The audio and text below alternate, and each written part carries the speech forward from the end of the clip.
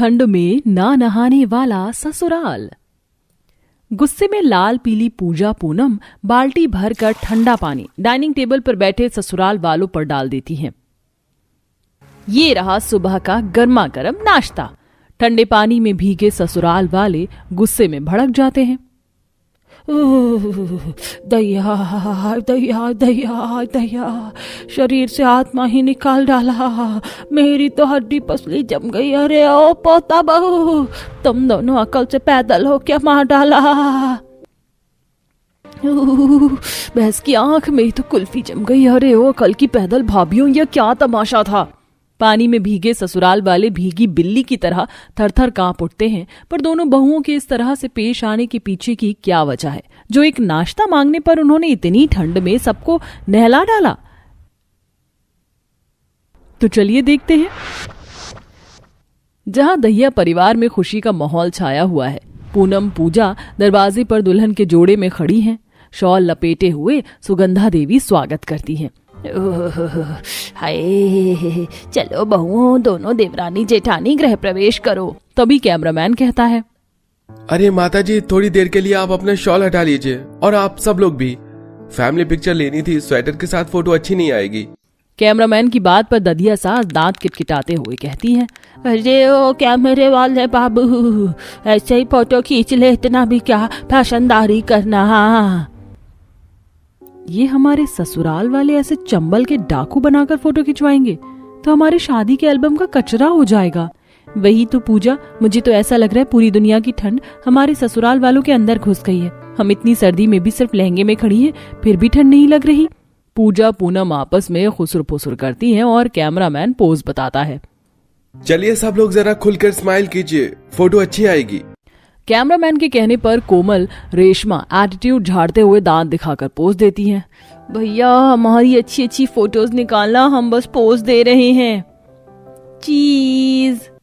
हे भगवान, दोनों ने चेहरे पर तो 2.5 किलो मेकअप पोत रखा है, लेकिन दांत देखो कितने पिलपिले से हैं। जैसे ब्रश नहीं करती। पता नहीं सब लोग नहाते धोते भी नहीं है। सब ऐसे काले से नजर आ रहे हैं, तस्वीरों में जैसे अफ्रीका से छूट कर आए हैं। अरे ओ फोटो वाले बाबू, और कितनी देर लगेगी फोटो खींचने में भाई, कुल्फी जमवाओगे है। जी बस हो गया दादी जी, मैं चलता हूँ। सबके शरीर में कैसी खट्टी बदबू आ रही है। भाग ले राजीव।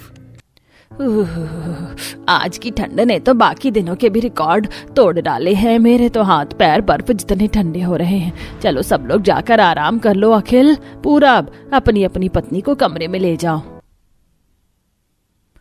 अखिल और पूरब दोनों को कमरे में ले आते हैं।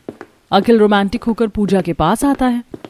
आज जाने की जिद ना करो, आज जाने की जिद ना करो, यूं ही पहलों में बैठे रहो,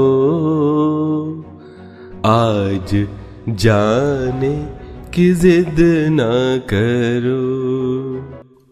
तभी एकदम से पूजा को तेज बदबू आती है और वो कहती है, छी, अखिल, इतनी गंदी खट्टी सी बदबू कहाँ से आ रही है। ओ गॉड, बदबू तो मेरे अंदर से आ रही है। कहीं से पता तो नहीं चल गया कि मैं नहाया नहीं हूँ। अखिल, तुम कहाँ खो गए? मैं तुमसे बात कर रही हूँ। अखिल, अखिल, ये बदबू कहाँ से आ रही है? जैसे कोई चूहा मर गया हो। और मुझे तो कोई बदबू नहीं आ रही है। मैं जरा अभी आया। ऐसा बोलकर अखिल बहाने से बाथरूम में खिसक लेता है और परफ्यूम लगा के बाहर आता है। वहीं दूसरी तरफ पूनम और पूरब के बीच भी ऐसा ही हाल था। पूरब, तुम इतने चिपचिपे से क्यों लग रहे हो? सच बोलो, तुम नहाए धोए नहीं थे क्या? बेबी, तुम कैसी बातें कर रही हो? अरे आज मेरी शादी थी, भला कौन सा दूल्हा अपनी शादी के दिन में नहाता नहीं है? फिर ये इतनी गंदी बू कहाँ से आ रही है? ओ भाई, मारो मुझे, मारो। ये लड़की है या क्या? अरे मेरे रोमांस के कीड़े का बेरहमी से कत्ल किए जा रही है। इससे पहले कि मुझे नहाने के लिए बोले, चुपचाप से रजाई में दुबक जाता हूँ। पूरब ठंड में नहाने के खौफ से रजाई तान कर सो जाता है। सुबह दोनों देवरानी जेठानी ठंड में ठंडे ठंडे पानी से नहा धोकर रसोई में आती हैं। गुड मॉर्निंग जेठानी जी। गुड मॉर्निंग देवरानी जी। मैं चाय बना रही हूँ, तुम पियोगी? हाँ, अब नहा धोकर फ्रेश फील हो रहा है। क्या बात है, अभी सभी लोग उठे नहीं? कब उठेंगे तो कब नहाएंगे?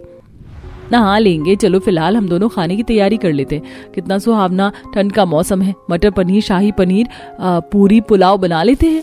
दोनों देवरानी जेठानी तरह तरह के व्यंजन बनाती हैं। खाने की खुशबू सूंघते ही ससुराल वाले अपने अपने बिस्तर से निकलकर खाने के लिए मेज पर हाजिर हो जाते हैं। अरे वाह भाई वाह, आज तो ठंड में रसोई में से क्या गर्मा गर्म जबरदस्त खाने की खुशबू आ रही है। अरे बहू, नाश्ता लगा दो। जी ससुर जी आई। दोनों देवरानी जेठानी ठंड में ठिठुरते हुए नाश्ता लाती हैं और उनके बिखरे चेहरे देखकर फुसफुसाती हैं। पूजा, इन सबके उजड़े चमन जैसे चेहरे देखकर लग रहा है कोई नहाया धोया नहीं है। कैसे आलसी लोग हैं। सासू माँ, ससुर जी, रेशमा, कोमल, दादी माँ, आप सब लोग नहाएंगे नहीं, ऐसे ही नाश्ता करेंगे? अरे भाभी, आपका दिमाग खराब है क्या? इतनी ठंड में नहा कर किसे अपनी मौत को दावत देनी है? मैं तो 1 हफ्ते में 1 बार नहाती हूँ। क्या कहा? 1 हफ्ते में 1 बार? अरे बहू, मैं तो 10 दिन में 1 बार नहाता हूँ। ठंड ने कोहराम मचा रखी है, कौन नहाएगा भैया। हे भगवान, मेरे ससुराल वालों ने तो ना नहाने के तगड़े रिकॉर्ड बना रखे। मतलब कि कल अखिल के अंदर से ही बदबू आ रही थी। पूजा सख्ती बरतते हुए सभी की प्लेट सरका देती है। देखिए, जब तक आप सभी लोग नहाएंगे नहीं, किसी को नाश्ता पानी नहीं मिलेगा। दादी माँ, आप ही समझाइए सबको। अरे दादी क्या समझाएगी? वो तो पिछले 1 महीने से नहीं नहाई है। सर्दी के मौसम में दादी बढ़ चढ़कर पानी की बचत करती है। ये सुनते ही दोनों देवरानी जेठानी के सर से चिड़िया उड़ जाती है। अरे बहुओं, अब घूर क्या रही हो? मन चंगा तो कठौती में गंगा। चल नाश्ता करवा, पेट में गुड़गुड़ मच रहा है। ठंड का मौसम है, गर्मा गर्म नाश्ता करते हैं। सारे ससुराल वाले बेशर्म के जैसे बिना नहाए धोए नाश्ते पर टूट पड़ते हैं और फिर रजाई में दुबक जाते हैं। अब ये रोजाना का सिलसिला हो जाता है, जबकि इतनी कड़ाके की ठंड में भी दोनों देवरानी जेठानी रोजाना 2 बार नहाती थी। एक दिन सुबह सुबह पूजा अपने पति का रजाई खींचते हुए खुदक में बोलती है, अखिल वेक अप, अखिल उठो, उठो जल्दी बाबा। क्या है पूजा, सोने दो ना। कितनी बढ़िया नींद आ रही है। क्यों मेरी नींद में कबाब में हड्डी बन रही हो? तुम उठ रहे हो या मैं ठंडा पानी लाके तुम्हारे ऊपर डाल दूं? अरे उठ गया मेरी माँ, उठ गया। चलो जाओ, मैंने तुम्हारे लिए गर्म पानी लगा दिया, जल्दी से जाकर नहा कर आओ। पूजा प्लीज यार, ये जुल्म मत करो। ठंडे में ठंडे ठंडे पानी से मत नहलाओ। 10 किलो मैल जमा रखा है शरीर पर, जाकर मैल उतार लो, वरना अपने साथ बिस्तर पर नहीं सोने दूंगी। इतनी गंदगी जमा रखी है शरीर में कि गोंद की तरह चिपक रहे हो। आज तुमने मुझे इतना जलील किया है ना, अब तो मैं नहा कर ही निकलूंगा। अखिल रजाई से निकलकर बाथरूम में नहाने जाता है, जहां ठंडा पानी देखकर उसकी हिम्मत जवाब दे जाती है। ये भगवान, बाथरूम तो कुल्लू मनाली जितनी ठंड है। नहाया तो काम से गया, पानी की चींटे मार लेता हूँ। अखिल हाथ पैर भिगोकर बाहर निकल आता है। पूजा, पानी बहुत ठंडा था, मेरी तो आत्मा बाहर आ गई। झूठे, तुम नहीं सुधरोगे। आज फिर बिना नहाए निकल आए। लो ये फुसफुस से काम चला लेना। पूजा गुस्से में लाल पीली होकर रसोई में चली जाती है। तभी पूनम चाय लेकर रेशमा कोमल के कमरे में आती है, जहां दोनों रजाई में पड़े पड़े खुजली कर रही थी। अरे यार, कितनी खुजली हो रही है, मेरी स्किन लाल हो रही है। हाँ यार, मेरा भी यही हाल है, पता नहीं इतनी खुजली क्यों हो रही है। तभी पूनम दोनों को टॉन्ट मारती है।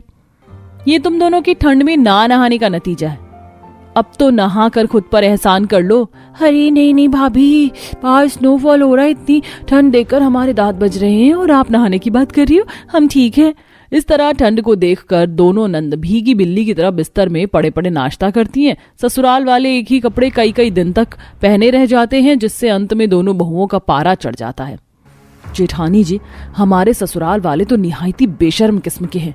इतनी ठंड के मौसम में भी खुद से नहाने धोने का नाम नहीं लेते और हमारी शादी को 2 महीने गुजर चुके हैं, लेकिन अभी तक नहीं नहाए। अब पानी सर से ऊपर हो चुका है देवरानी जी, अब हमें ही कुछ करना होगा।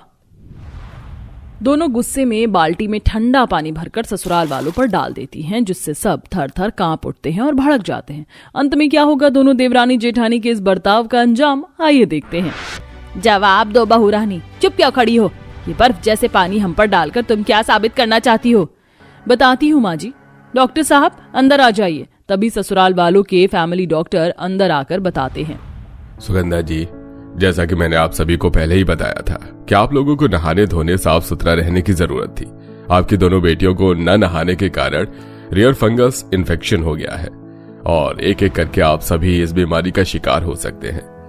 अब आप लोग तय कर लीजिए, आपको पानी से परहेज करके अपनी सेहत बिगाड़नी है या बचाव करना है। इतना सुनकर ससुराल वालों का ठंड जैसे कोसों दूर भाग जाती है और अब तगड़ी ठंड में भी सब डेली नहाते हैं। अरे भैया, डिलीवरी कब तक आ जाएगी मुझे बता दो। वो क्या है ना, दावा शुरू हो जाएगी कुछ ही देर में। अच्छा, ओके भैया, जल्दी करना। ओके। ओहो जिठानी जी, आप इतना बनाने का कष्ट क्यों कर रही हैं? जिसे आप ये दावत खिलाने वाली है ना, वो लोग आपकी दावत खाएंगे ही नहीं, क्योंकि सबसे बेहतरीन दावत का इंतजाम तो मैंने किया है। मेरे एक्सपेंसिव खाने के आगे आपका ये गरीब वाला खाना किसी भी काम का नहीं है। अनुष्का, तुम मेरी फिक्र मत करो।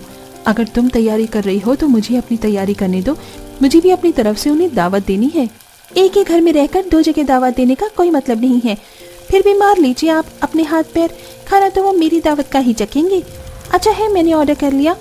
कौन पागलों की तरह खाना बनाने में टाइम वेस्ट करे। अनुष्का, मैं एक ही बात को बार बार नहीं दोहराती। अगर तुम्हें लगता है मैं पागल हूँ तो ठीक है। आखिर एक ही घर में रहकर दोनों बहुएं अलग अलग दावत की तैयारी क्यों कर रही थी और किसके लिए? आइए जानने के लिए कहानी में आगे बढ़ते हैं।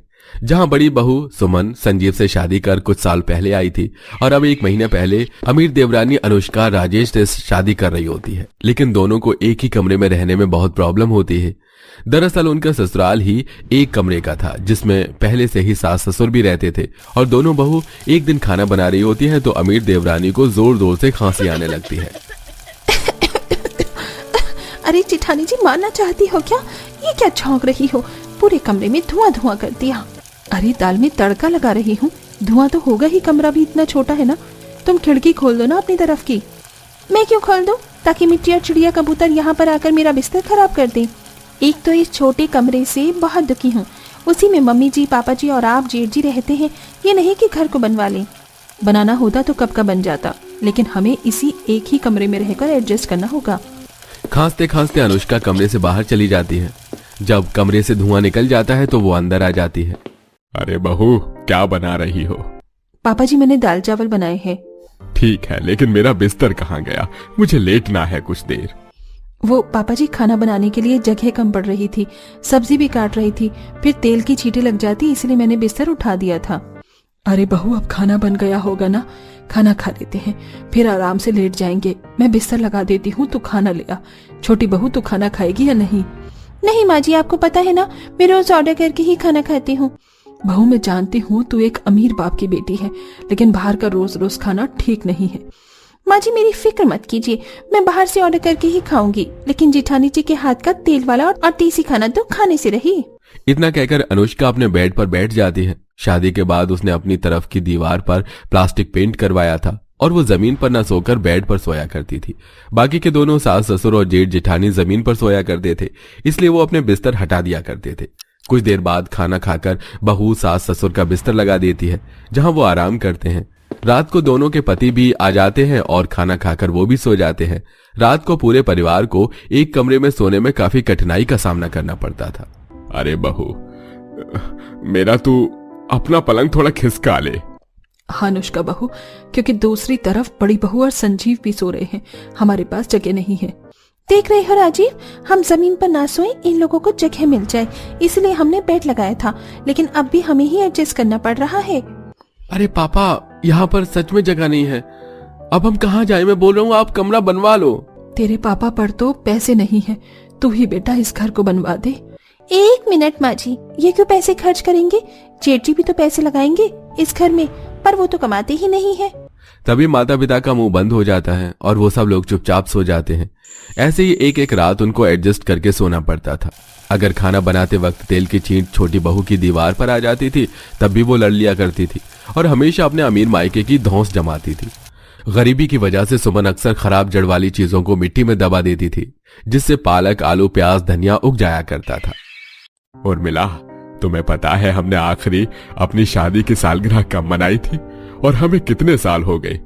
मुझे तो याद नहीं है। अरे आपको याद हो ना हो, लेकिन मुझे सब कुछ याद है। आज से 20 दिन बाद हमारी 50वीं सालगिरह है। पता है सब लोग 50वीं सालगिरह कितने धूमधाम से मनाते हैं, लेकिन हमारे घर में तो पैसे ही नहीं है, रहने की जगह नहीं हो रही, तो दावत कहाँ से होगी? ये बात दोनों भाई खिड़की से सुन लेते हैं। देख रहे हो भैया, हमारे मम्मी पापा 50वीं सालगिरह पर दावत करना चाहते हैं। उन्होंने बहुत कुछ किया है, अब हमारी बारी है कि हम उनके लिए कुछ करें। इसलिए मैं सोच रहा हूं उनके लिए एक बढ़िया सी दावत रखूं और सरप्राइज दूं। सिर्फ तू क्यों, मैं भी दावत करूंगा। लेकिन भैया आपके पास पैसे ही नहीं है। मैं जब तक पैसे इकट्ठे कर लूंगा, बस हमें उनकी 50वीं सालगिरह अच्छी बनाने की तैयारी करनी है। फिर दोनों के पति अपनी अपनी पत्नी को 50वीं सालगिरह की दावत की तैयारी के बारे में बोल देते हैं। तो अगले दिन दोनों आपस में कहती हैं, वैसे दीदी, मैंने सुना है आप 50वीं सालगिरह पर माँ जी पापा जी के लिए दावत कर रही हो, लेकिन आप पर पैसे तो है नहीं, गरीब जो हो। लेकिन मैं तो बहुत अच्छी दावत करूंगी, आपको ज्यादा टेंशन लेने की जरूरत नहीं है। तुम चिंता मत करो, मैं दावत की तैयारी करूंगी, चाहे इसके लिए मुझे कोई जुगाड़ ही क्यों ना लगाना पड़े। लेकिन मैं करूंगी क्या, मुझे समझ नहीं आ रहा। कुछ दिनों पहले एक पड़ोसन मुझे अपनी एक्स्ट्रा मुर्गी दे रही थी। वो उसके अंडे देने से बहुत परेशान थी। शायद अब यही मेरे काम आएगा। अनुष्का सुमन की बात सुन बेड पर बैठकर अपना फोन चलाने लगती है और बाहर से ऑर्डर करके जिठानी को चढ़ाकर नूडल्स खाती है। वहीं सुमन पड़ोसन सुधा से मुर्गी ले आती है। तब उसकी नजर अपनी उगाई हुई सब्जियों पर पड़ती है। अरे मैं तो इन्हें भूल ही गई थी कि मैंने ये सब्जी भी उगाई है। मम्मी जी पापा जी की सालगिरह तक ये और अच्छे से उठ जाएंगी, तो इसी से आलू मटर की सब्जी, आलू प्याज पकौड़े, पालक पनीर बना दूंगी। बाकी मुर्गी के अंडे से अंडा करी और मुर्गी से चिकन भी बना दूंगी। चलो, मेरी दावत की तैयारी हो गई, बस मुझे कुछ दिनों तक बहुत मेहनत करनी है। वहीं सुमन मुर्गी को एक पिंजरे में रखती है। सुबह उठने पर देखती है कि मुर्गी 4-5 अंडे दे देती है। कुछ को बेच देती है, जिन्हें बेचने पर वो उन पैसों से तेल मसाले वगैरह ले आती है और पति भी कुछ कुछ पैसों को जोड़ने लगता है। तभी सास कहती है, बहू तो अचानक से मुर्गी क्यों ले आई और उसे बेचने लग गई? क्या करेगी इतने पैसों का? माँ जी, वो सुधा है ना, वो परेशान हो गई थी तो मैं ले आई। अब अंडे बेचकर घर के तेल मसाले तो ले ही आती हूँ मैं। अच्छा ठीक है। एक तरफ अमीर बहू अपने पैसों के घमंड में रहती है और रोज रोज बाहर से खाना ऑर्डर करके खाती है। वहीं बड़ी बहू चूल्हे पर बनाकर घर के सभी लोगों को खाना देती है। साथ ही मुर्गी पालन करती रहती है और अंडों को दुकान पर बेचकर एक दिन के 100 रुपए निकाल लेती है। और सास ससुर की 50वीं सालगिरह आती है। दोनों बहू बेटे सुबह सुबह सास ससुर को बहाने से मंदिर भेज देते हैं, जहां सास ससुर परेशान होते हैं कि उनके बच्चों ने उन्हें सालगिरह पर विश नहीं किया। पर वहीं चारों उन्हें रात की दावत की सरप्राइज देने के लिए तैयारी करते हैं। गरीब बहू घर सजा देती है, अमीर बहू कमरे को 50वीं सालगिरह के बलून लगाकर सजा देती है और गरीब बहू खाना बनाना शुरू करती है और शाम तक कुछ खाना तैयार कर लेती है। वहीं अमीर बहू भी डिलीवरी बॉय से बात कर जानबूझकर सुमन को कहती है, दीदी, आपका ये सब बनाने का कोई फायदा नहीं है। मम्मी जी पापा जी मेरी दावत से खुश होंगे। मैंने बहुत अच्छा खाना ऑर्डर किया है। Chicken platter, Chinese platter, Indian, continental, Italian, ये सब मंगाए हैं। बस कुछ ही देर में आता ही होगा। कोई बात नहीं, तुमने अपनी दावत की तैयारी कर ली और मैं भी कर रही हूँ। बाहर बारिश हो रही होती है। तभी सास ससुर घर के अंदर आते हैं तो चारों बहू बेटे उन्हें एक साथ हैप्पी एनिवर्सरी विश करते हैं। हैप्पी एनिवर्सरी मम्मी पापा, 50वीं शादी की सालगिरह आपको बहुत बहुत मुबारक हो। हैप्पी एनिवर्सरी मम्मी पापा, 50वीं शादी की सालगिरह आपको बहुत बहुत मुबारक हो। अच्छा, तो तुम बच्चों को याद था, और जब से हमको ऐसा लग रहा था कि तुम्हें कुछ याद नहीं है और ये तोहफा दिया। हाँ मम्मी जी पापा जी, और आपके लिए दावत भी तैयार की है। मैंने ये सब बनाया है। वाह बहू, इतना सारा खाना देखकर तो मेरे मुंह में पानी आ रहा है। चलो खाते हैं। रुकिए मम्मी जी पापा जी, मैंने भी आपकी दावत की तैयारी की है और बाहर से खाना ऑर्डर होकर आता ही होगा। मैं एक बार चेक करती हूँ। हेलो डिलीवरी भैया, आप कहाँ रह गए? आपने बोला था आधे घंटे में डिलीवरी कर देंगे। मैम, भारी बारिश के कारण मैं आपकी लोकेशन पर 2 घंटे बाद ही पहुंच पाऊंगा। अभी मेरा कोई चांस नहीं है। अगर आपको ऑर्डर कैंसिल करना है तो कर दीजिए। व्हाट? पागल हो क्या? 2 घंटे तक कोई कैसे रुक सकता है? यहाँ पर दावत होनी थी, तुमने सब बर्बाद कर दिया। बहू तू परेशान मत हो, शायद तुझे पता नहीं है बाहर बारिश हो रही है। हम तो पन्नी ओढ़ कर आए हैं। अनुष्का बहू, तेरा खाना न जाने कब तक आएगा। हमने वैसे भी सुबह से कुछ खाया नहीं है। तुमने बाहर भेज दिया था तो बड़ी बहू ने दावत का जो खाना बनाया है वही सब मिलकर खा लेते हैं। हाँ अनुष्का, आज तो घर में खाना खा लो। ठीक है, शायद मेरी किस्मत में आज आपको अपनी तरफ से दावत देना लिखा ही नहीं था। अच्छी बात है जिठानी जी, आपने ये सारा पहले से ही तैयार कर रखा था। कोई बात नहीं। इस तरह सभी गरीब बहू के हाथ का बनाया हुआ जुगाड़ू दावत खाना खाते हैं और सब मिलकर सास ससुर की 50वीं सालगिरह धूमधाम से मनाते हैं।